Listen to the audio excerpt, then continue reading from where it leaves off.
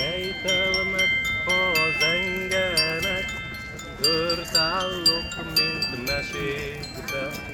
Bebújtattál engemet, talpig nehéz hűségbe. Don, don, don, dana, don, don, dana, dana, dana, don, don. Szóval hát ez egy Bringaverti nevű hangszer, amely úgy működik, hogy lyukkártyákkal tudom változtatni a zenét, hogy ha oda dugom be, akkor fém hanglapokon szól, ha oda, akkor fa hanglapokon. Ez csak egy lyukkód, amely megmondja, hogy melyik szám következik a benne lapuló kis számítógépnek. Egyébként az ötletem csak annyi volt, hogy egy mobil biciklire építhető hangszer legyen, amin megzenésített verseket lehet énekelni az embereknek az utcán, mert nem találkoznak versekkel.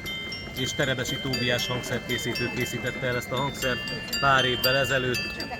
Ez az egy készült el belőle, ez egy prototípus. Külföldön és Magyarországon egyaránt szoktam vele utcazenélni. Köszönöm szépen!